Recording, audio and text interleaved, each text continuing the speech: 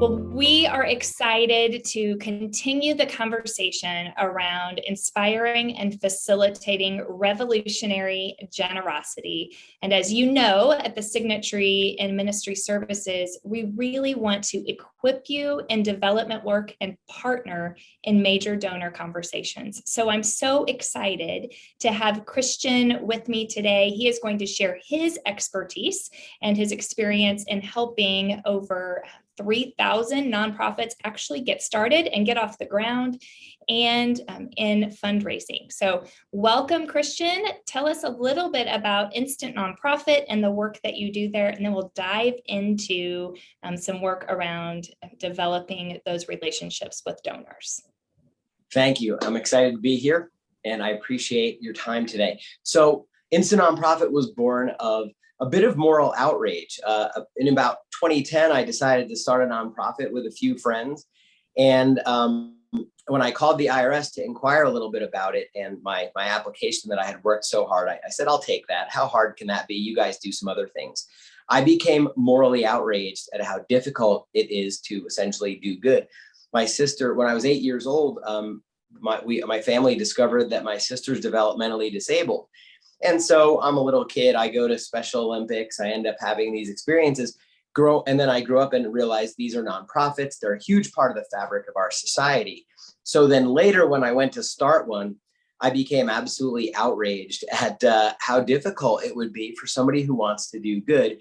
And I kind of am the last person that should be in a bureaucracy business because I don't like paperwork.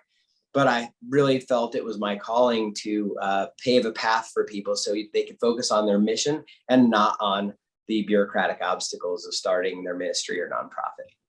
It's a great value add to the space. I know that we've referred several different folks to you, and you've been able to help them navigate that process. So thanks so much for just identifying that need and diving into it, because it's certainly. Well, thank you for sending them in. We love your customers.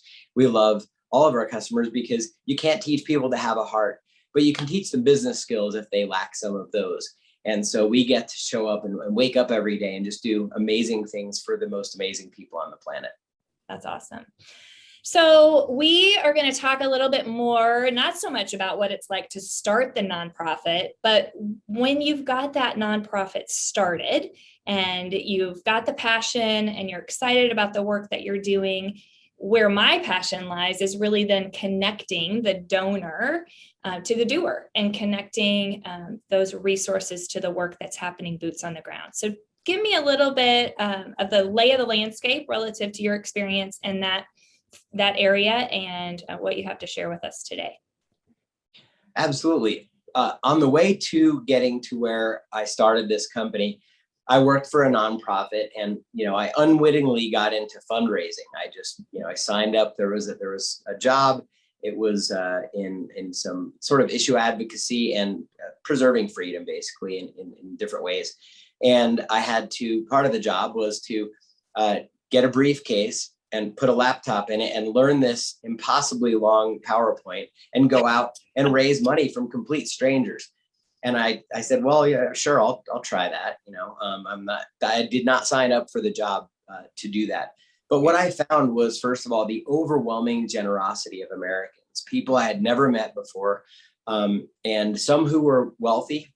I did gigs in Beverly Hills, and I was just fascinated by the homes that I went into and stuff. And some were very modest, and you would never know, right, that this person was a major donor. But what I was able to tap into is that everyone has this story written on their hearts, and they are, they seek a deeper connection, and they're seeking to be invited to have deeper meaning.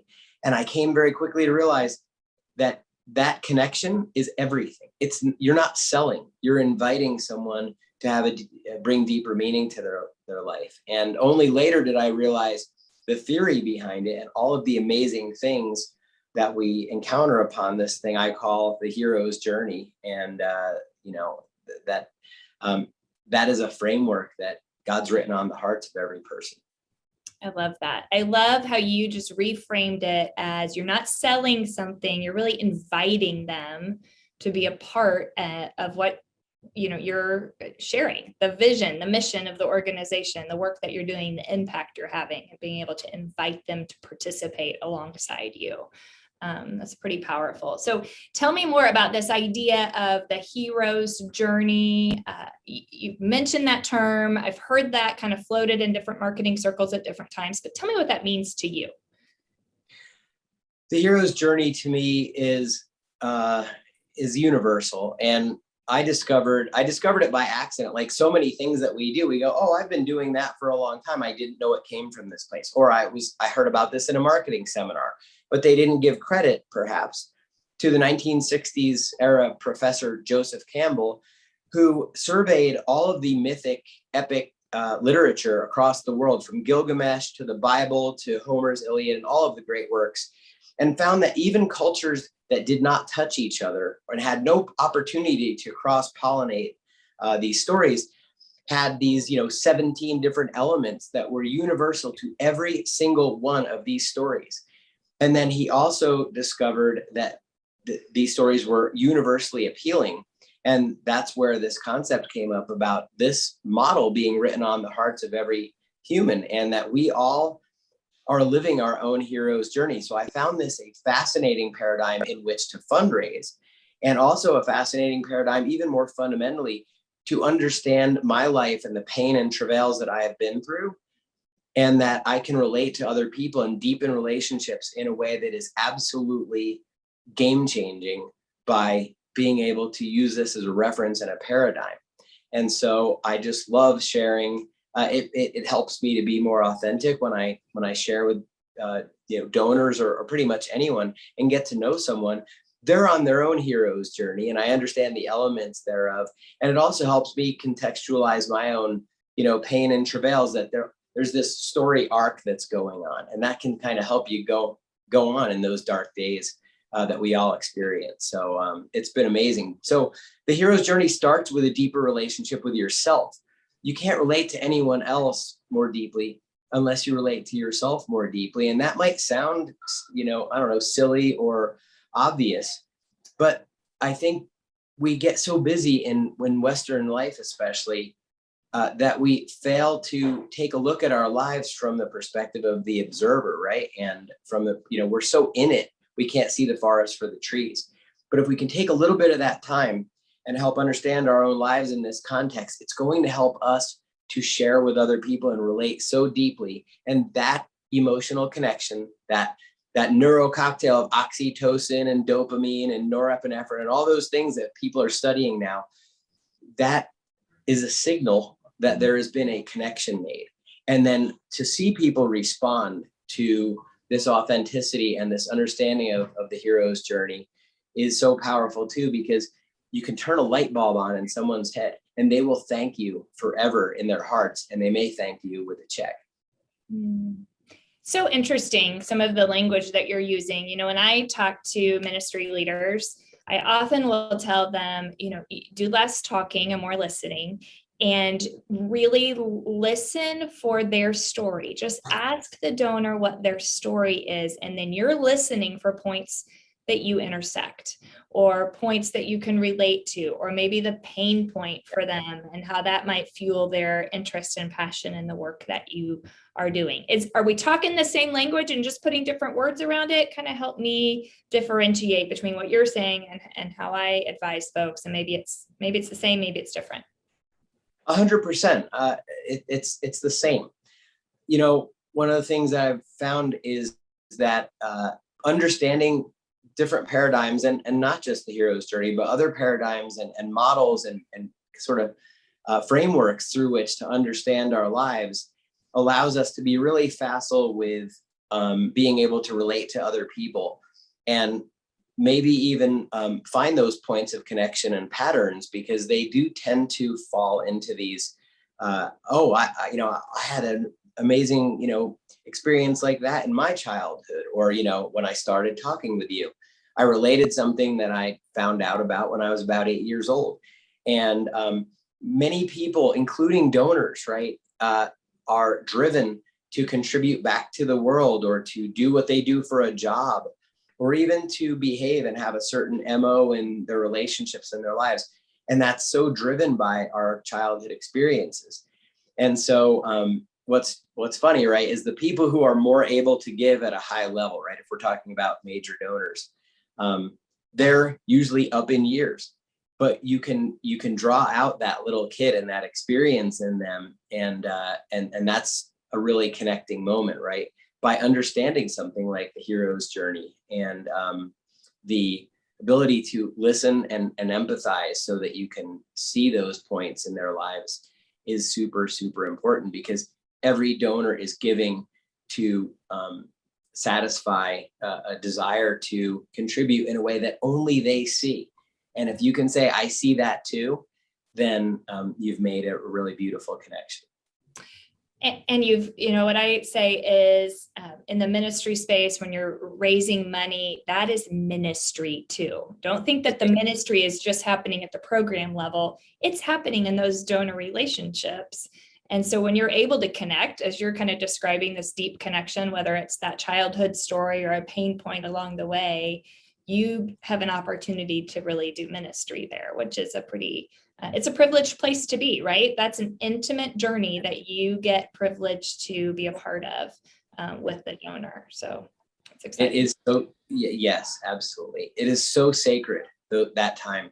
And one of the things about Instant Nonprofit that I love is to talk about how we decided to help not only customers, but we wanted to help the bureaucrat, right? Like nobody likes the IRS, right? But there's a human there on the other end of this process. So we developed our file. We get really fast approvals. And the reason that we get those is because we developed something we call a love letter to a bureaucrat. How can we make the person on the other end of this process feel like somebody cared about them and their job in a fairly thankless job? They get messy files. They get yelled at by people who aren't getting fast approvals. Nobody knows even what this process is really about because the IRS has made it so difficult. So what if we show love through this file, and that intention through this file that's going to some faraway person we may probably never meet? Hopefully we never do meet them, right? They just stamp it approved. Right? But that love letter to a bureaucrat and that approach of love, whether you're sitting down with an individual donor or sending a file to someone that you may never meet, is paramount. And I think so many things in the church and so many things just in modern society get reduced down to a bumper sticker or a slogan or a trite, oh, love others, right? What does it really mean to do that? And what it means to do that is to truly empathize, truly be authentic and vulnerable, and truly love whoever it is that you're dealing with. And the blessings and benefits of that are their own, right? You don't need to get a check to experience that. So you win with that attitude no matter what. But it sure does help loosen wallets and help you reach your goals that are, practical and necessary in the ministry world. So you're basically giving us your trade secret on how you're able to fast track some of these applications through the bureaucracy, huh? And it comes down to kindness and loving others. I love it. That's great. Also differentiating when we can just treat people that way. Certainly there's a lot to be learned and reiterated in that. So talk to me, like at the end of the day, if I have a one-on-one meeting with a donor, my objective is to continue to fuel the mission of the work that we're doing, right? I need to make sure, not that everything it's certainly not transactional, don't hear me in that, but my win in that relationship is to continue the relationship, but also continue the investment that donor is making in the work. So in a story arc kind of exchange, as you're listening well to your donor, understanding their pain points, understanding kind of that hero's journey, from their vantage point, how do you get to an ask? How do you move from what I think sometimes maybe those that are listening from a fundraising perspective are thinking this relational piece to the business piece? What does that look like? It's wonderful to, again, have a little bit of a model to work with, a paradigm. And so there's this, what I call the story of me, you, and us. And you can also call it, the progression of the hero. And so the story of me is sharing how you came into the ministry or how you came into even fundraising. I mean, even if you are a contract fundraiser, you are a mercenary, you have a story that makes you enjoy that instead of doing something else in the world. And you've got, something that you can relate. And you're the hero in your own story when you start. I started this way, then I overcame that. I went to school, I did whatever, and here I am. And then you help to place the donor or whoever you're talking to, you help place them in the seat of the hero, in the space of the hero. And you let them share their story, and you can even help drive a context for them, share their story, and you are a hero. Wow, you overcame some amazing things, and now you're bringing back the secret elixir to your family and to all these people after surviving and thriving in those circumstances. But the third shift, and this is where the ask comes in, is you create the us, right? You create that together we can turn the people that we're helping into the hero in the story, because they are all going through their own hero's journey. So what's great about heroes is they're often self-effacing, right? Luke Skywalker, I mean, Christ himself started out in the story, right? As someone who is not of high birth, not of means, right? Not of greatness.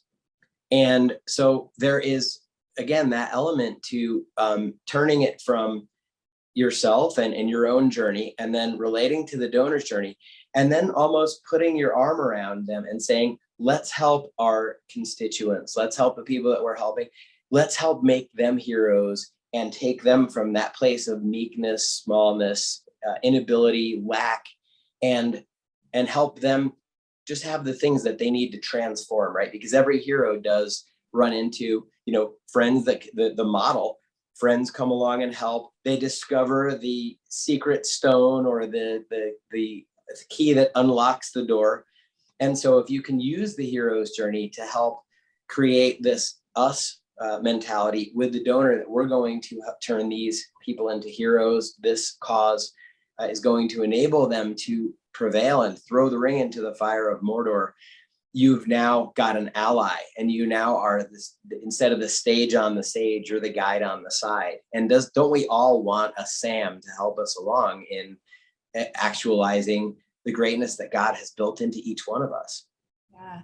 I love what you said. I'm just going to repeat it so people can write it down as they're taking notes and whenever they're engaging with this, that whole concept of me, you, and us, and how you even just, did that sort of gesture of putting your arm around. And though you may or may not actually do that in reality of engaging, that you really are, with the sequence of the storytelling, illustrating that you're in this together. And we truly are. I mean, as fundraisers, as development officers, as leaders of nonprofits, small and large, we are in this together, and neither one of us can do the work on our own. The donors need the doers and the organizations to accomplish the work, and the organizations need the donors to invest in the work. I think that me, you, and us, that's a beautiful picture and great guide really for any nonprofit as they're thinking about kind of how do I engage with donors,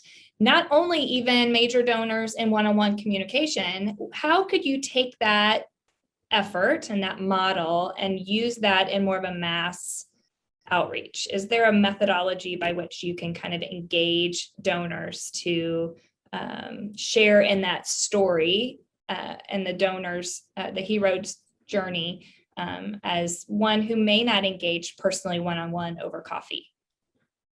I think it's absolutely essential. I'm so glad you brought that up, because so many nonprofits, ministries, et cetera, suffer from founder syndrome. And it's where there's passion, and somebody maybe with a particular skill set, or they become, their name is just universal with the organization. And if you don't start out with the intention to raise up others to be this hero maker, right? This hero enabling, you need to create a hero enabling machine. And I heard about a great story today. This was a nonprofit, or this was a for-profit, but it just showed the passion, right? So someone was charged with, growing an organization, and they're hiring and stuff. And they made a connection with a homeless person who they actually were helping, right, on the street with, I don't know if it was food or whatever. That person ended up coming into the organization and becoming the sales trainer for the entire company over a period of time.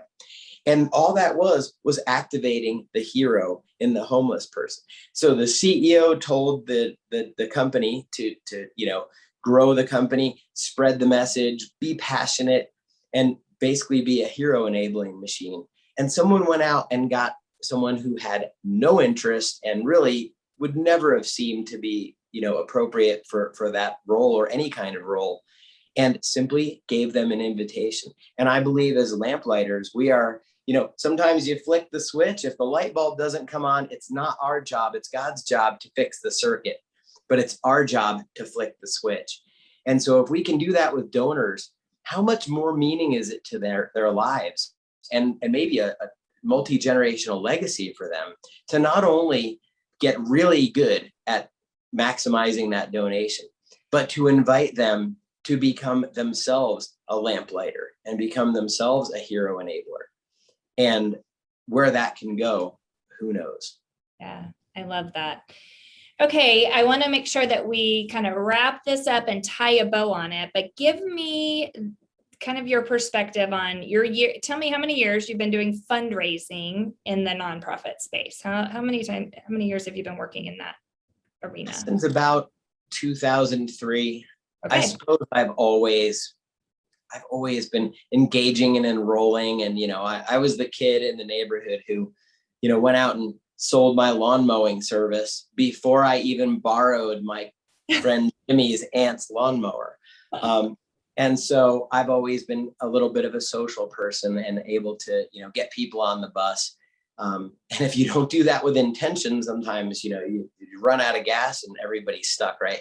So that's always been a part of who I am. But the important thing is that over time, you learn to put intentionality around this, and you learn these models, and you learn a little bit more about how to bring the long game to what you're doing and what your natural passions are. And so I hope that puts a bow on things, but that is really something that I've come to believe is crucial to expanding, any ministry or nonprofit. And really, we're presented with such opportunities right now because of all the things that are going on in the world, the massive upheaval and change. Billions of people right now are re-examining their priorities, and that creates a space for you to go be a hero enabler in a way that is unprecedented in history. And I love what you just said. We are in this unique moment of time, right? And we do have an opportunity as ministry leaders to distinguish yourself in your approach, which can certainly integrate this hero's journey approach in the story arc.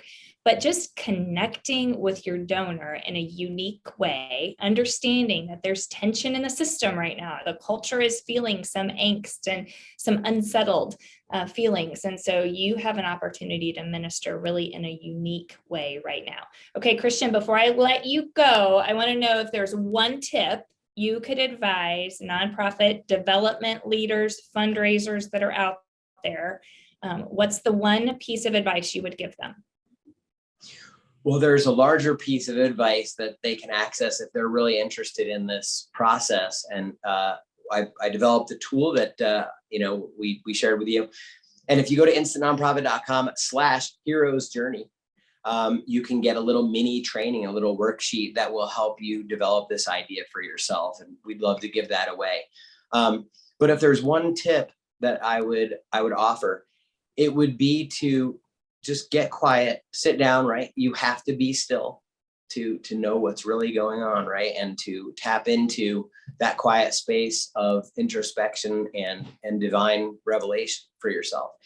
And look at your own story and try to understand it and try to write it down and journal a little bit and look for insights, because those are those touch points that you're going to be able to just very naturally share it. It might be vulnerable for you. It might be something different. But if you can become a little bit more familiar with those, then you'll find little places into which to slip those anecdotes and slip those things that have made you who you are in a way that is going to really turn that circuit on and light that light bulb and make a connection. I love it. Hey, Christian, thanks so much for your time. Thanks for sharing generously your expertise and your experience and your unique offering with this Hero's Journey conversation. I think it'll be really empowering to those that are engaging with us and maybe change the way they think about their role in fundraising and development. So thanks so much. We appreciate your partnership and your investment in this work. I appreciate you as well. And this is such a passion of mine. It's been my pleasure to share it with you, and I hope it helps. Awesome. Thanks so much.